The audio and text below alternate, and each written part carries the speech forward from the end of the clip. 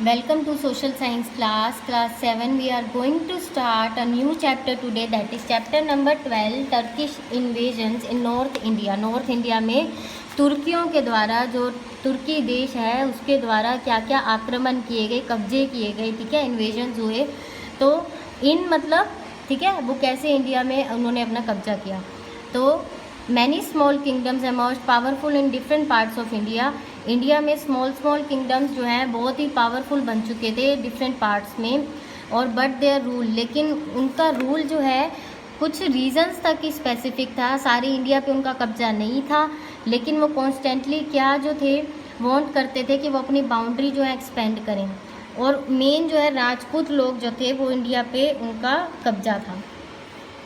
The frequent Wars, जो निरंतर, frequent मतलब कॉन्टीन्यूस वॉर्स थे राजपूत के बीच में, राजपूत लोग आपस में लड़ते रहते थे। अब एक घर में खुद से ही लड़ाई करते रहे लोग, तो आपस में क्या एकता रहेगी, उनमें यूनिटी रहेगी, नहीं रहेगी। सेम एज पॉलिटिकल डिसयूनिटी हुई पड़ी थी इंडिया में, नॉर्थ इंडिया में। तो अब उसका फ़ायदा पड़ोसी तो उठाएगा। तो पड़ोसी जो थे टर्क्स थे, उन्होंने क्या किया, उन्होंने भारत पर आक्रमण करना शुरू किया, अट्रैक्टेड इन्वेजन की। यहाँ पर लोग एक नहीं है, यहाँ पर हम क्या है आक्रमण कर सकते हैं। अब क्या हुआ, जो एबेसिड कैलिफ्स था, बगदाद का एक पर्सन है, उसने टर्क्स को, मतलब टर्क्स जो है तुर्की देश के जो लोग हैं उन्हें टर्क्स बोला जाता है, उनको क्या किया, अपॉइंट करना शुरू किया, रिक्रूट करना शुरू किया। किस पोस्ट पे, गार्ड की पोस्ट पे, और प्रोफेशनल सोल्जर मतलब सोल्जर क्या होता है, आर्मी के लोग होते हैं। 9th सेंचुरी की एंड की बात करें तो कैलिफ जो था, ये पर्सन जो था बगदाद का, ये वीकेंड हो चुका था, इसके पास इतनी पावर्स नहीं थी। टर्क्स जो थे वो धीरे धीरे क्या कर रहे थे, took over the power and became the governors of the provinces. अब वो क्या है, गवर्नर बन चुके थे प्रोविंसेस के। उनमें से कुछ जो है प्रोविंसेस, पहली बात क्या होता है, जैसे आज के टाइम में 28 स्टेट्स हैं इंडिया के, स्टेट्स को क्या बोला जाता है, प्रोविंसेस बोला जाता है। उनमें से कुछ जो थे कैलिफ से अपने आप को इंडिपेंडेंट कर चुके थे कि हम कैलिफ के साथ नहीं काम करेंगे, हम उनसे इंडिपेंडेंट है, अलग हो गए थे। तो एक गवर्नर जो था, गवर्नर होता है हेड ऑफ द स्टेट मतलब प्रोविंस। जो गवर्नर था उनमें से एक, उसने क्या किया, गजनी जो अफगानिस्तान में एक जगह है उस पर आक्रमण करके कब्जा कर लिया। अब उसने एक नया रूलर स्टार्ट कर दिया, अपना एक नया वंशज, एक किंगडम स्टार्ट कर दिया, जिसे लीनिएज को बोलते हैं, वंशावली, मतलब गजनी नाम का एक वंश बन गया। उन लोगों को जो गजनी वंश में पैदा होते थे उनको क्या बोला जाता था, गजनवीज, ठीक है। और ये महमूद गजनी की बात अब हम करेंगे, ये वो पर्सन है। महमूद गजनी जो था 971 CE, common era, CE means common era में बोर्न हुआ था, और उसे असेंडेड द थ्रोन होता है राजा की गद्दी, राजा की गद्दी उसे कब मिली थी, 998 CE में मिली थी। उसने क्या डिसाइड किया था कि मैं नॉर्थ वेस्ट इंडिया पे आक्रमण करूंगा, इन्वेट मतलब आक्रमण करके कब्जा करूंगा, वेयर द गुजरा प्रतिहारास, और उस टाइम पर गुर्जरा प्रतिहारा जो थे उसका एम्पायर जो है नॉर्थ वेस्ट इंडिया पे छाया हुआ था, मतलब ये लोग रूल करते थे, ठीक है। और इससे क्या हुआ, इनके आपस में जो थे, इन दोनों के जो थे आपस में इतने बैटल हुए कि कब्जा करने के लिए अपनी एक दूसरे की जगह पे, कि उनके फ्रीक्वेंट बैटल्स जो थे उनको वीक कर दिया। और इन्होंने बैटल्स किसके साथ किए थे, पल्लवास के साथ और राष्ट्रकूटास के साथ। चैप्टर 10 में हम इनके बारे में पढ़ चुके हैं, पल्लवास एंड राष्ट्रकूटास के साथ। तो इन्होंने किसके साथ वॉर किया, गुजरा प्रतिहारा, तो जिससे क्या है, गुजरा प्रतिहारा जो है वीक हो गया। अब महमूद गजनी ने क्या किया, इसने 27 सालों में 17 बार इंडिया पर आक्रमण किया। जो 27 साल कहाँ से कहाँ तक थे, 1000 to 1027 CE। अब वो क्या चाहता था, महमूद गजनी चाहता था कि he wanted to make a Ghazni. देखिए उस टाइम पे पाकिस्तान जो है इंडिया का ही पार्ट था, तो समझो वो पूरे इंडिया की बाउंड्री कहाँ तक है, पाकिस्तान वाली भी है। और अब उसके बाद अफ़गानिस्तान शुरू हो जाता है मैप में, है ना। तो अब अफ़गानिस्तान में ही क्या था, गजनी। तो वो गजनी को एक स्मॉल हिली और पुअर रीजन जो था उसको पावरफुल एम्पायर बनाना चाहता था। इसलिए उसने क्या किया, अफ़गानिस्तान पर अपना पूरा अधिकार जमाया, और खुरासान पर भी। खुरासान एक जगह है जो ग्रेटर ईरान में है, अफ़गानिस्तान के साथ ही ईरान है, तो खुरासन वहीं पे है। खुरासन अपने कब्जे में किया, अफगानिस्तान था, अब वो चाहता था मैं इंडिया को भी हथिया लूँ, क्योंकि एक बड़ी बाउंड्री बन जाएगी, फिर यहाँ से यहाँ तक ऐसी एक बाउंड्री बन जाएगी, उसका पावरफुल एम्पायर हो जाएगा। He was attracted by the great wealth of India. अब वो इंडिया के पास, आपको पता है सोने की चिड़िया कहा जाता था, वेल्थ, ठीक है, इंडिया पास बहुत ही रिसोर्सेज थे, उसे था मैं इंडिया को हथिया लूँ तो मैं बहुत पावरफुल हो जाऊँगा। उसने क्या किया, अब छोटे छोटे टाउन्स को और टेम्पल्स को प्लंडर करना शुरू किया, लूटना शुरू किया, हथियाना शुरू किया। लाइक उसने नगरकोट, थानेसर, मथुरा, कनौज, इन सब पे आक्रमण किया। अब मोस्ट डिस्ट्रक्टिव अटैक, उसने सबसे जो डिस्ट्रक्शन वाला अटैक था कहाँ पे किया, सोमनाथ टेम्पल पे 1025 CE में किया था। और ये जो टेम्पल है गुजरात के सी कोस्ट लाइन पे है, जैसे ये गुजरात है ना, इसके सी कोस्ट लाइन मतलब यहाँ कोस्टल एरिया में है।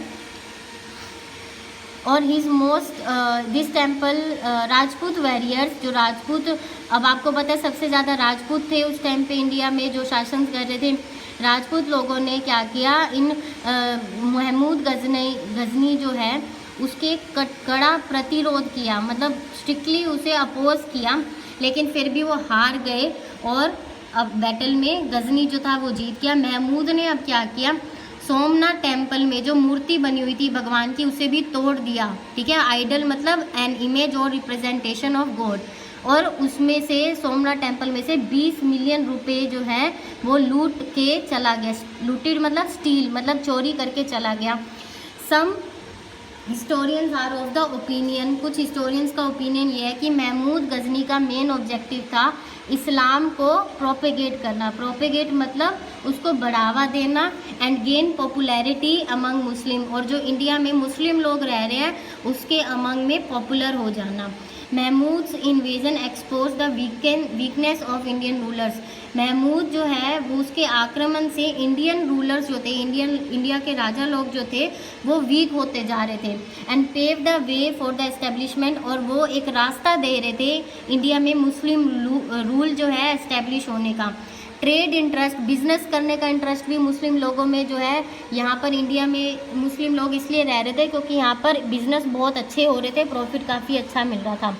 इस पीरियड को एक ऐसा भी देखा जा सकता है, इस पीरियड में इंटरेक्शन हुई इंडिया की इस्लामिक सेंट्रल एशिया के साथ, ठीक है, डेवलप हुई। और महमूद जो है उसके डिस्ट्रक्शन से इंडिया के वैल्यूएबल और आर्टिस्टिक टेम्पल्स जो है, उनके आइडल्स जो है, उनको ग्रेट जो है लॉस हुआ, इंडियन की हेरिटेज को ग्रेट लॉस हुआ।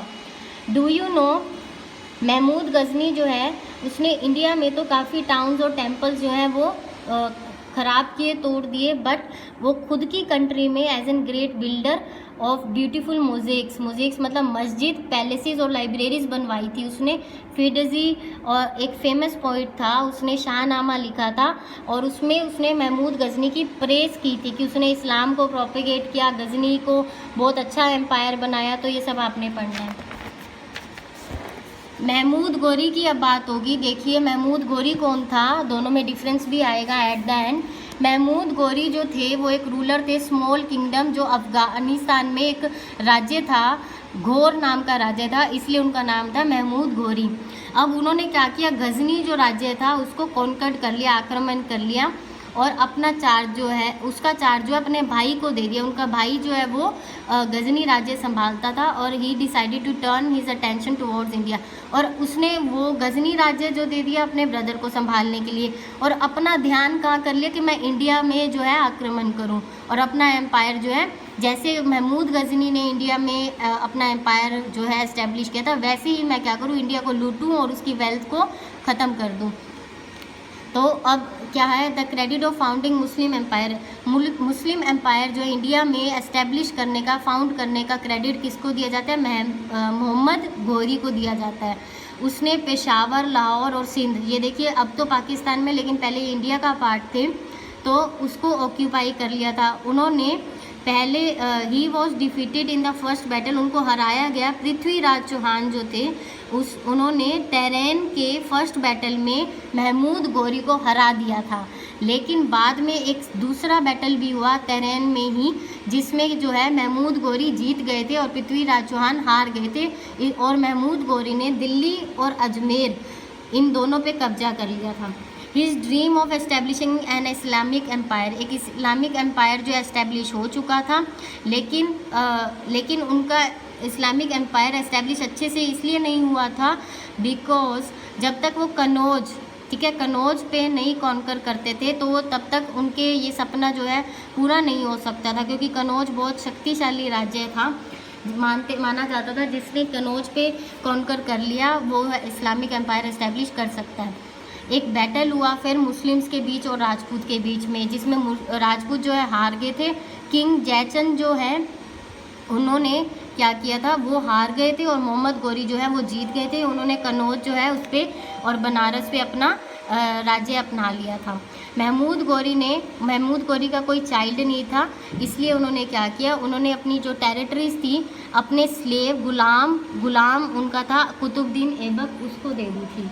And after that disunity among Indian rulers के अमंग में डिसयूनिटी थी, इसलिए कास्ट सिस्टम जो था वो जो है अच्छे से सक्सेस नहीं हो पा रहा था। Main causes of success of Gauri जो था इंडियन रूलर्स था। कॉमन पीपल जो है उनका कोई कॉन्टैक्ट नहीं था, फ्यूडल सिस्टम बंद हो चुका था और गौरी जो है वेल इक्विप्ड थे कैंपेन्स में, और ठीक है उन्होंने सारे जो है जो बैटल्स हैं जीत चुके थे। वॉर इक्विपमेंट्स एलिफेंट्स जो थे उनके पास घोड़े थे जिससे जो है आक्रमण अच्छे से हो सकता था। नेक्स्ट वीडियो में हम ये बुक एक्सरसाइज भी करेंगे। Thank you.